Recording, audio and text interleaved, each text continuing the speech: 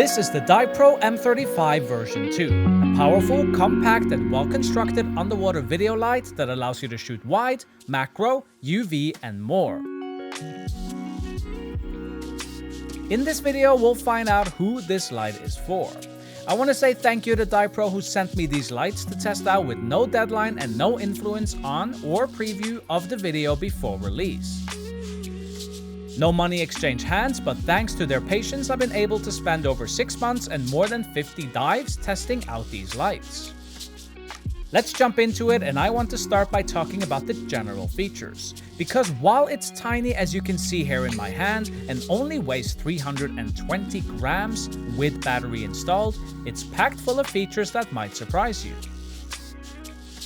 It's delivered in this nice soft box that has a charger, lanyard, ball mount and some spare O-rings. It comes with 5 different types of light outputs: wide, spot, red, blue and UV. It has a high CRI rating, decent burn time at max output, battery extension tubes for longer sessions, super wide beam and a 2-year warranty. It currently costs $288 US, and considering what I'm about to tell you about these lights next, that might seem hard to believe. So, build quality. These lights have gone with me everywhere since December 2024 aboard 7 liveaboard trips and lots of day trips. I feel I can say that these lights are built like a tank. They just feel very, very solidly engineered. It's got a separate battery compartment on the back with a double O-ring seal, and everything has a nice and solid feel to it with metal parts that don't scratch easy. The total length of them is only 13.5 centimeters, and they've got these 2 buttons that allow you to switch between modes and different output levels.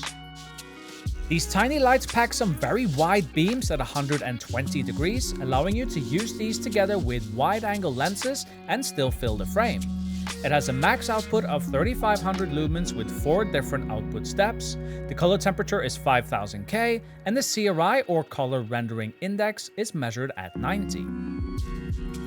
This allows you to shoot things up close with wide lenses, essentially taking advantage of the wide beam lights to get beautiful looking video. Next up, we got the spotlights. Now I'll be honest, macro diving has been a bit lackluster in the past 6 months. Just a lot of big stuff showing up. However, this light mode has an output of 1800 lumens at max brightness, 6500K color temperature, and a slim 7-degree beam allowing you to focus your lights on smaller subjects, having them stand out against their surroundings. Red light is mostly used at night to avoid scaring subjects and attracting light huggers, while blue is used for fluorescent photography. UV light, however, is quite interesting for underwater video shooters. All you need is a custom yellow filter for your lens together with a filter for your mask to help you better see the effect. The results are unique images of corals and animals showing off their UV camouflage. However, I tend to shoot them mostly for wide, and the battery holds up pretty well for one dive. On average, I get about 50 minutes out of them, but I'm usually in the habit of turning them off when not in use. If you want longer battery life, get the extension tubes. This is where I have to make a correction. Since I started to review the version 2 lights, they have released the nearly identical version 3. The big upgrade is the battery, allowing for even longer use without the need for extra batteries and extension tubes. They charge up in about 2.5 hours if you wear them all the way down to 0, so it can be good to have a set of backup batteries, which are cheap anyways. I love that the chargers are USB-C, allowing me to go on liveaboards without bringing any oversized chargers or cables. Here's my only real complaint though, and it's kind of a general complaint to underwater video light makers: don't set the lights to blink when close to running out of power.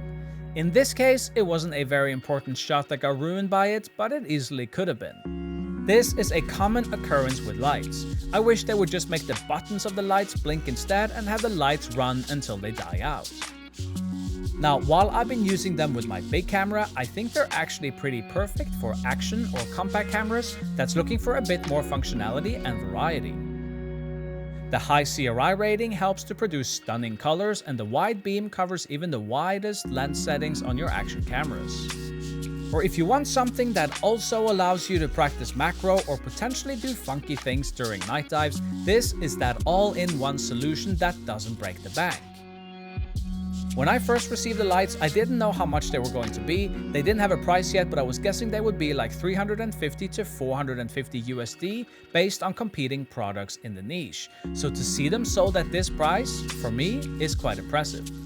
I think Divepro makes a wide selection of interesting underwater video lights. I also own the MP30 SNOOT light, which I did a review on a few years back.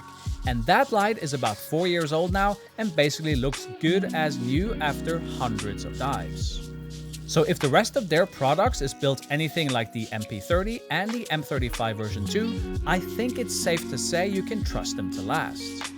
These lights are made not just for action camera users looking to improve their images, but also for travelers looking for a lot of features in a small and compact size. And if you're someone who loves the flexibility of these lights but wish they had slightly more output, there's also the Divepro M80 lights with the same types of features minus the UV, but with an 8000 lumen output. I haven't tested these lights yet, but I think they look awesome, especially for the price. Go check out the offerings from Divepro below, and thank you so much for watching. I'll see you in the next one.